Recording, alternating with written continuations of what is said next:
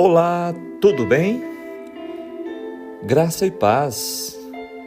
Estamos iniciando mais um estudo em nossa jornada bíblica, Despertar com Deus. E hoje nós vamos estudar o capítulo 11, no livro de Levítico, o terceiro livro do Pentateuco, os 5 primeiros livros da Bíblia que foram escritos por Moisés. Hoje nós vamos entrar em uma nova parte deste livro.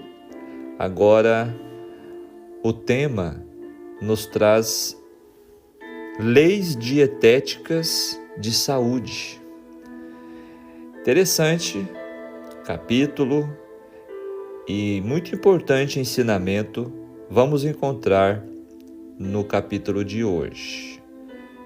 Leis dietéticas em Levítico. Podemos também dizer dieta santificada. Você sabia que os alimentos e a maneira como nos alimentamos influenciam de forma positiva ou negativa em nosso relacionamento com Deus? Sim, a palavra de Deus é clara em nos orientar sobre isto. O apóstolo Paulo, em 1 Coríntios 10:31, escreveu: portanto, quer comais, quer bebais, ou façais qualquer outra coisa, fazei tudo para a glória de Deus. Então, vamos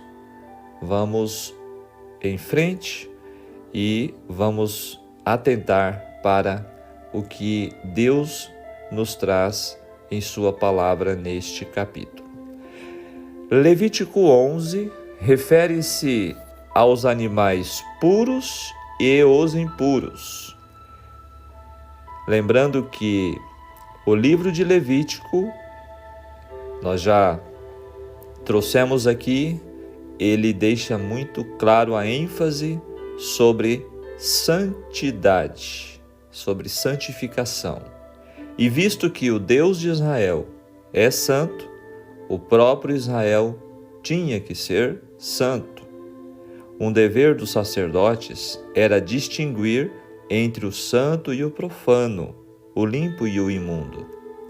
E essa santidade deveria se estender a todas as partes da vida das pessoas, incluindo a comida que ingeriam e a sua limpeza corporal.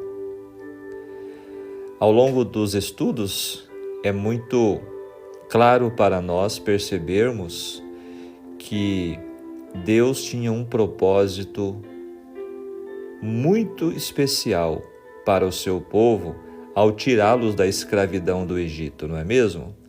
Deus queria realmente estabelecer, junto com o seu povo, um reino de príncipes, de sacerdotes, uma nação santa, né? E separado dos costumes dos outros povos pagãos. O capítulo de hoje é um pouquinho longo, né? Requer de nós um pouco mais de tempo, tá? São 47 versículos. Então vamos agora aos comentários dos principais versos. Começando pelo primeiro, a distinção entre limpo e impuro era conhecida antes do Sinai. Lá em Gênesis capítulo 7, verso 2, capítulo 8, verso 20, lá no tempo de Noé. Aqui ela é dada enquanto parte das regulamentações da alimentação e saúde de Israel. Você também pode procurar em Deuteronômio capítulo 14, versos 3 a 21. As leis aqui deste capítulo 11 sobre animais limpos e imundos, ou seja, não limpos, introduzem a segunda principal seção de Levítico, na parte que trata com sacrifício, expiação e justificação. A colocação dos itens alimentares aqui nesta parte sugere que santidade não é somente um estado espiritual. Passagens bíblicas mostram que existem dois tipos de impureza, sendo a permanente, ou seja, a natural, e a adquirida, ou temporária, cerimonial. A impureza de animais não limpos para servirem de comida em Levítico 11 não é contagiosa. Nenhuma provisão é feita na Bíblia para remover este tipo de impureza.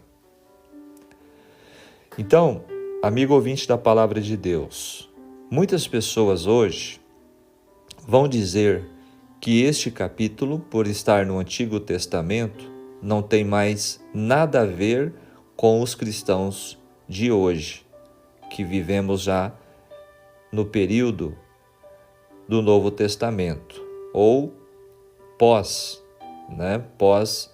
a morte de Jesus. E citam até a visão de Pedro, se não me engano, lá no capítulo 10 de Atos, onde ele teve a visão de um lençol cheio de répteis, de animais imundos, e na visão Deus disse: mata e come. Amigos, esta interpretação é totalmente equivocada, ok? Aquela visão, ela estava se referindo à pregação do Evangelho aos gentios e não tinha nada a ver com a permissão de Deus a comer carnes imundas, tá? Ou qualquer tipo de alimentação. Então, é preciso entender claramente que este capítulo, sim, ele está relacionado com todos os cristãos ainda hoje. Verso 2: Animais que comereis. Este capítulo trata das impurezas dos animais, enquanto que os capítulos 12 a 15 se referem a impurezas de origens humanas. O capítulo 11 tem um paralelo muito próximo com Deuteronômio 14, mas é mais amplo. A distinção entre animais, entre alimentos puros e impuros, como já falamos, remontava os dias de Noé. Só, então, para destacar aqui rapidamente, até os dias de Noé, Deus havia dado um regime alimentar vegetariano, certo? Nós já comentamos isso lá no estudo também de Gênesis, né? A liberação, a autorização de Deus para o uso da alimentação cárnea, ela vem apenas depois do dilúvio. Como nós já falamos, por duas razões. Primeiro, porque o dilúvio destruiu praticamente toda a terra. E segundo, para a diminuição da idade, do período de vida da raça humana. Agora, nós vamos ver que Deus, ao estabelecer o seu povo na terra prometida, ele reforça as leis dietéticas e continua a proibição que ele havia dado a Noé, a proibição de animais imundos, impuros, por princípios de saúde e princípios cerimoniais, tá?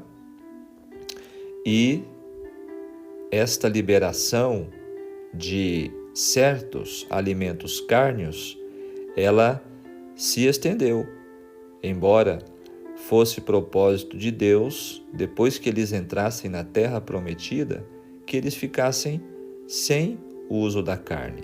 É tanto que Deus enviou o maná.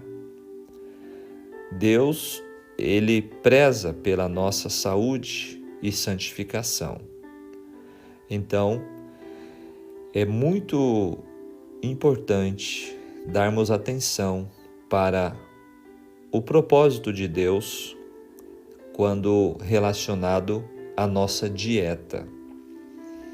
Então, os princípios apresentados neste capítulo foram estabelecidos por Deus para proteger aqueles que o amam e escolheram servi-lo contra o uso de alimentos nocivos que podem prejudicar o organismo. Em alguns exemplos, pode não ser possível identificar claramente os animais aqui nomeados. Mas note-se que há dúvida, pode haver. No entanto, nenhum grau de incerteza chega a ser um problema intransponível para o cristão que propõe em seu coração não contaminar o templo de Deus, o seu corpo, e que deseja fazer tudo para a glória de Deus, conforme Paulo fala em 1 Coríntios 10, 31. Para essa pessoa, os princípios aqui apresentados serão suficientes. Então, o verso 3, falando de uma identificação de animais imundos, unhas fendidas. Esta passagem estabelece as diferenças entre os animais permitidos, os limpos, e os proibidos, os imundos, de acordo com a sua estrutura física, comportamento ou modo de se moverem, de maneira que o povo facilmente os identificasse. Vamos ver também no verso 9 com respeito aos peixes, os que têm barbatanas e escamas, e os que não, e o verso 20 sobre os insetos voadores. O verso 4 descreve: este vos será imundo. É importante destacar que todo animal foi criado bom, lá no princípio, em Gênesis capítulo 1, mas aqui, imundo ou impuro significam que aos humanos não foi permitido comê-los. As criaturas listadas aqui como imundas são, do ponto de vista higiênico, impróprias para o alimento. O verso 6 fala da lebre.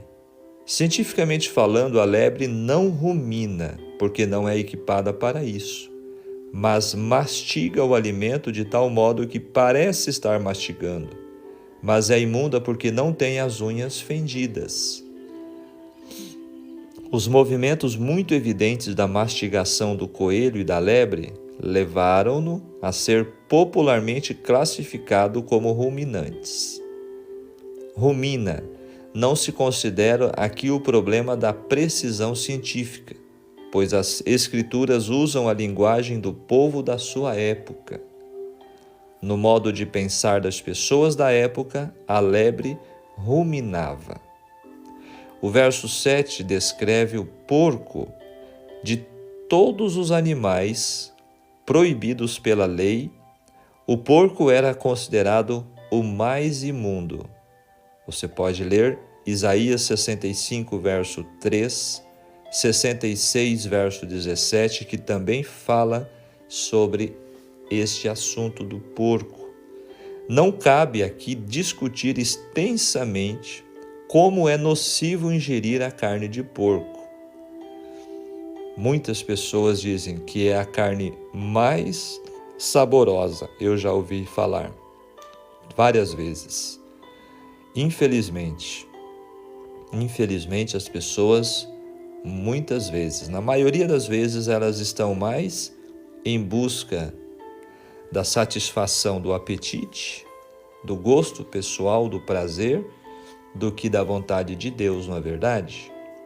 Para o cristão, é suficiente enfatizar a vontade e a atitude de Deus em relação a isso.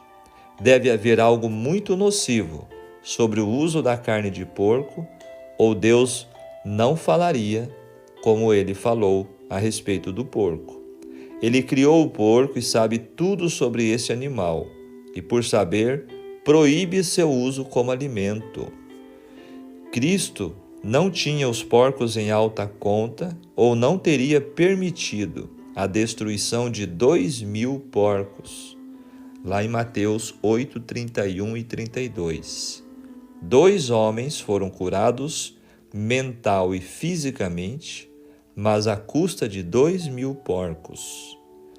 Cristo valorizou mais as pessoas, os homens, no entanto, pensavam o contrário.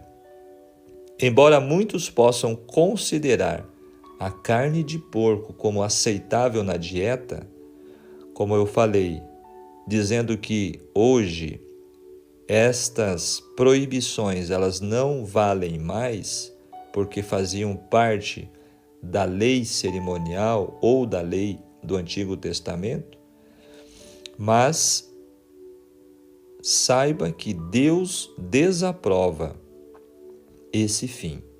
Deus não muda, e é certo que os porcos não mudaram a sua natureza. Por isso, é importante seguir o conselho de Deus. Agora, comentando o verso 8, Deus proibiu estritamente comer a carne de certos animais impuros. Para tornar isso bem claro, ele proibiu até que fossem tocados. Ele queria que seu povo fosse separado dessas coisas que ele havia proibido. Muitas vezes, o homem flerta com a tentação, racionalizando que ao menos nós estamos tecnicamente guardando os mandamentos de não cometer pecado. Mas Deus quer que nos separemos totalmente de todo o pecado e de situações tentadoras. Agora o verso 13 descreve as aves. Nenhuma regra geral é dada para distinguir as aves limpas das imundas. As 20 mencionadas levam a inferir que todas as outras são permitidas. Alguns comentaristas creem que a lista de 20 não pretende ser exaustiva, mas refere-se apenas àquelas aves conhecidas dos hebreus. O quebrantoso e a águia marinha, estas aves são predadoras e, portanto, inaceitáveis como alimento. O verso 14, segundo a sua espécie, esta expressão indica todos os membros dos tipos básicos, dos quais somente um é mencionado. Agora, a partir do verso 22, descrevendo os insetos, aqui mencionados eram usados como alimento nos tempos antigos, assim como ainda são hoje no Oriente, lá naquela região. Eram preparados de várias formas. Geralmente eram lançados ainda vivos em água fervendo, com sal, e a cabeça, asas e pernas eram tiradas. Depois eram assados, tostados, cozidos ou fritos para uso imediato. Ou então eram desidratados, defumados e armazenados. Eram comidos com sal, especiarias e vinagre. Em alguns mercados orientais, locustas secas são vendidas por peso ou porções amarradas em maços. 23. Todos os outros insetos que voam. O fato de muitos insetos serem transmissores de doenças é motivo para o cuidado escrupuloso que se deve ter após o contato com eles. No verso 25, descreve que será impuro. Para poder adorar, o povo deveria estar preparado. Alguns atos de desobediência, alguns atos naturais, como o nascimento, a menstruação ou o sexo, ou alguns acidentes, como tocar um morto ou alguém doente, que fariam uma pessoa cerimonialmente impura, portanto, seria proibida de participar da adoração. Isso não implicava que havia pecado ou havia sido rejeitada por Deus, mas garantia que toda adoração era feita decentemente e com ordem. Portanto, este capítulo descreve muitas das ocorrências intencionais ou acidentais que desqualificariam uma pessoa para a adoração até que ela fosse limpa, ou seja, cerimonialmente limpa. Uma pessoa deveria estar preparada para a adoração. E de modo análogo, não podemos viver de qualquer maneira durante a semana e depois corrermos para a adoração. É a aplicação para nós hoje. Devemos preparar-nos através do arrependimento e da purificação diária. O verso 27, descrevendo completamente sem casco, como o gato e o cachorro. O verso 36, fonte ou cisterna será limpa. Tal fonte de pureza não poderia ser contaminada. Este princípio explica do porquê Jesus podia tocar pessoas impuras sem se contaminar, porque ele era uma fonte de pureza. O 39, se morrer alguns dos animais que vos é lícito comer.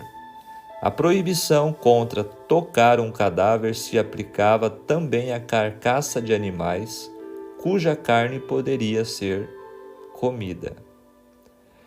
E o verso 40, quem do seu cadáver comer? Daqui se infere que alguém poderia comer a carne de um animal que morresse por si mesmo. A lei proibia estritamente que se usasse a carne de um animal despedaçado por feras no campo. Os sacerdotes não podiam comer nada que morresse por si mesmo, ou que fosse despedaçado por outros animais. No entanto, podia haver casos em que a carne era comida, talvez por ignorância ou por necessidade econômica. Como essa atitude se tornava uma questão de impureza cerimonial, havia um ritual de purificação. A proibição contra ingerir o que havia sido despedaçado por feras se devia, sem dúvida, ao fato de que o sangue permanecia na carcaça sem ser escoado.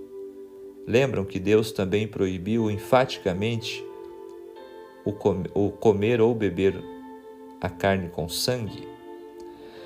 O verso 41, a abominação. Tudo aquilo que é ofensivo a Deus é contrário ao seu plano de proporcionar ao povo escolhido uma vida agradável a Ele. A Bíblia nunca proíbe o uso de nenhuma qualidade de frutas ou de vegetais, deixando claro que o propósito original de Deus é que o homem subsista, que o homem se alimente dos produtos oriundos da terra, os produtos vegetais. O verso 44 é muito significativo para se entender as relações do povo de Israel com Deus.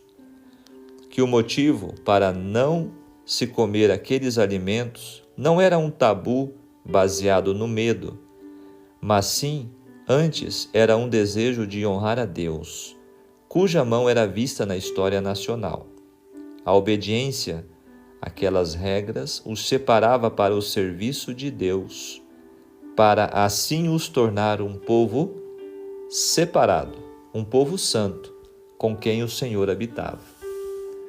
Então, os versos 44 e 45 deixam claro essa ênfase.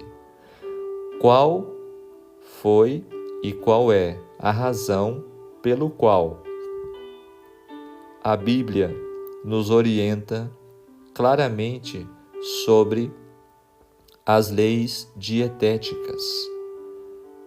O que Deus diz: sereis santos, porque eu sou santo.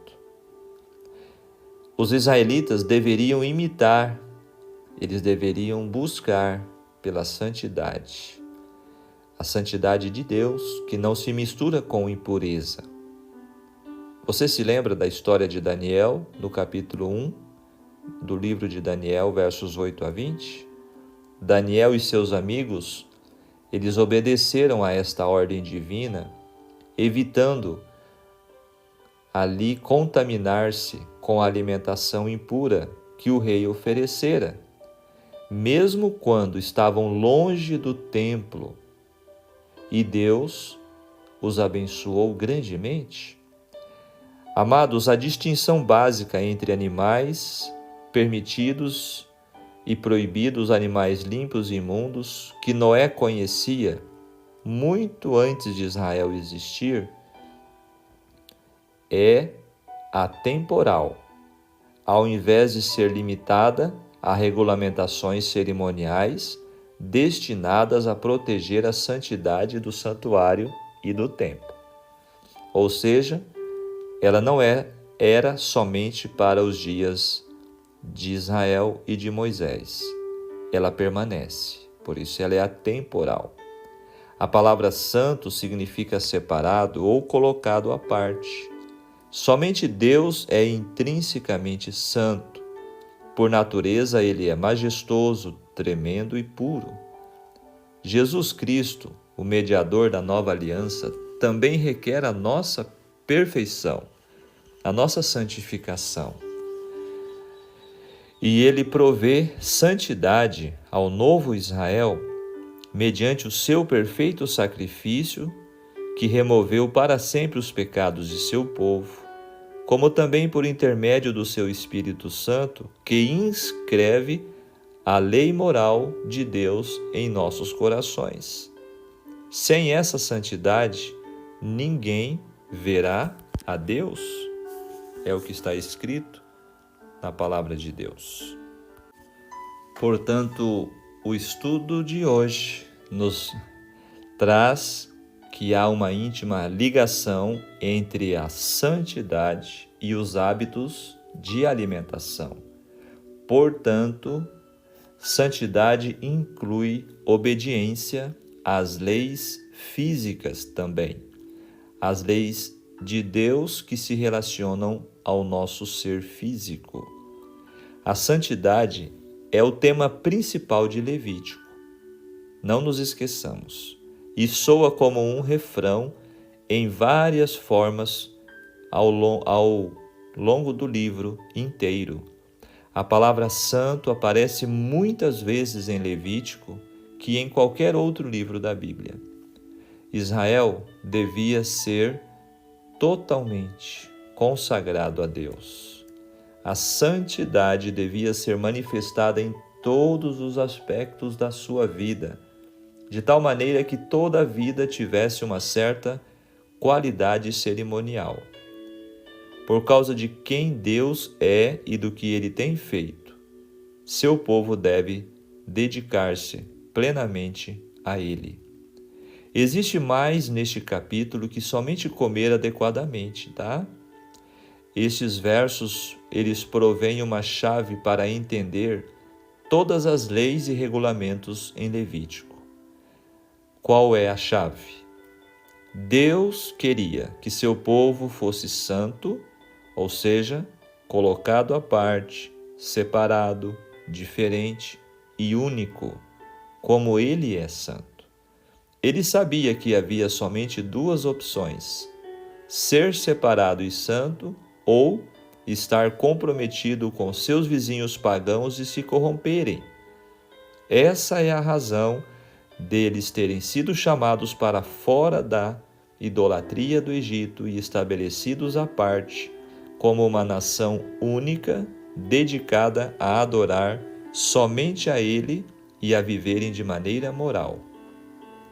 Essa também é a razão porque Ele lhes concedeu leis e restrições para ajudá-los a se tornarem separados, tanto socialmente quanto espiritualmente, dos povos pagãos que encontrariam em Canaã. Aplicando para nós hoje, embora estamos vivendo no meio dos ímpios, os cristãos também são chamados a serem santos.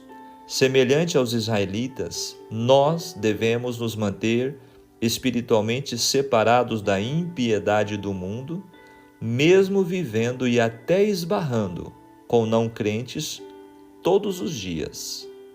Claro, não é uma tarefa fácil ser santo em um mundo tão impuro, mas Deus não nos pede que façamos isso por nossas próprias forças. Através da morte de seu Filho, Ele irá apresentar-nos diante dele santos, inculpáveis e livres de qualquer acusação. E Jesus promete que Ele está conosco todos os dias, até a consumação dos séculos. Este foi o tópico dos comentários dos versículos, ok? Então, você é convidado a acompanhar o estudo no blog Jornada Bíblica Despertar com Deus, com o pastor Sérgio Bayer, para você também acompanhar os slides que este estudo apresenta, também esclarecendo e ampliando o entendimento, ok? Então, agora o que diz o Espírito de Profecia, princípios de saúde. Nos ensinos dados por Deus a Israel, foi dispensada cuidadosa atenção à conservação da saúde. O povo que tinha saído da servidão com os hábitos desasseados e nocivos que ela facilita, foram sujeitos ao mais rigoroso preparo no deserto antes de entrar em Canaã. Foram-lhes ensinados princípios de saúde e impostas leis sanitárias. Tá? Então, veja que Deus tem interesse completo em nós. E Ele procurou e procura ainda hoje nos tornar pessoas saudáveis, tanto física, quanto mental, quanto espiritualmente. Este é o propósito de Deus quanto às leis dietéticas. Muitos dos artigos, continuando o texto, de alimentação livremente comidos pelos pagãos que os rodeavam, eram proibidos aos israelitas. Não era feita qualquer distinção arbitrária. As coisas proibidas eram nocivas. Olha só, e o fato de serem declaradas imundas ensinava a lição de que as comidas prejudiciais são contaminadoras. Aquilo que corrompe o corpo tende a contaminar a alma. Incapacita o que o usa para a comunhão com Deus, torna-o inapto para o serviço elevado e santo. É muito claro o texto, não é mesmo? Na terra prometida, a disciplina começada no deserto continuou sob circunstâncias favoráveis à formação de bons hábitos. O povo não se aglomerava nas cidades, porém cada família possuía sua própria terra, garantindo a todos as saudáveis bênçãos da vida natural e não pervertida. Texto do livro Ciência do Bom Viver, página 277 e 280. É muito claro, amigo ouvinte da Palavra de Deus, para aqueles que defendem a errônea tese de que a alimentação não tem nada a ver com espiritualidade, com religião, que a dieta é uma coisa e a santificação é outra. Então fica aqui a advertência, deste capítulo de hoje e destes textos tão claros para nós. Amados, vamos então ao fechamento do nosso estudo de hoje. Mais uma pergunta: fumar e beber são pecados? O que você acha? No processo de consagração e santificação, muitos desconsideram o item alimentação. Para Deus, isto é relevante. Muitos que afirmam serem servos de Deus absorvem culturas mundanas quando Deus espera que vivam a cultura celestial neste mundo contaminado pelo pecado. Cristãos aceitam que o apóstolo Pedro tenha citado Levítico 11, referente ao imperativo divino sobre ser santo como Deus, em 1 Pedro 1, verso 15. Mas esquecem de aderir ao regime alimentar prescrito pelo Deus que exige santidade. As leis sobre animais puros e impuros, referente ao que pode e ao que não pode, elas não são de Moisés. Moisés não é o autor dessas leis, ele apenas foi o transmissor. Então, quem é o autor destas leis? Deus comunicou estas leis. A Bíblia declara muito enfaticamente que é o próprio Deus, o Criador do homem e dos animais, que fez estas distinções. Princípio espiritual: o que é abominável a Deus deve ser também para os seus seguidores. Então, estudada com atenção esta porção das Sagradas Escrituras, percebe-se que a preocupação de Deus vai além da contaminação física. Ela alcança a contaminação interior. Não considere insignificante o que Deus considera importante. O gosto pessoal, o paladar, nunca deve estar acima da vontade divina. Jamais devemos desprezar, ignorar, rejeitar qualquer palavra que sai da boca de Deus. Amados, lembremos de Daniel, que decidiu firmemente não se contaminar com alimentação impura e que faria mal ao seu físico e iria embotar a sua mente. Há uma ligação lógica entre a mente e o corpo. O Espírito Santo fala conosco através de nossa mente. Então, não fica difícil entender, não é mesmo? Que um corpo saudável irá possuir uma mente saudável, mais clara e mais lúcida, tendo uma melhor conexão com Deus e uma melhor compreensão de qual é a vontade de Deus. Diante de nossa realidade hoje, de carnes e produtos de origem animal, contaminados, causadores de doenças e alergias, nós temos uma mensagem profética para os nossos dias que antecedem a volta de Jesus, de que o retorno à dieta edênica é a melhor escolha a se fazer. Tá?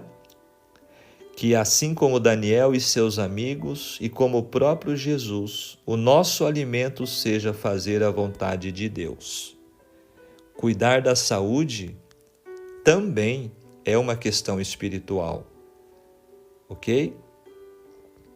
Então, 3 João, versículo 2, o apóstolo disse: Amado, acima de tudo, faço votos por tua prosperidade e saúde, assim como é próspera a tua alma. Amém? Deus seja louvado por sua palavra que nos trouxe no estudo de hoje. Levítico capítulo 11, então, trazendo agora esta parte tão importante relacionado à lei dietética, a separação que Deus fez desde o princípio entre alimentos puros e impuros, saudáveis e não saudáveis, e como hoje devemos entender a aplicação. Então, só resumindo, alimentos impuros, exemplo, carne de porco e outros animais impuros que descrevem este capítulo, nunca foi permitido, em nenhum momento.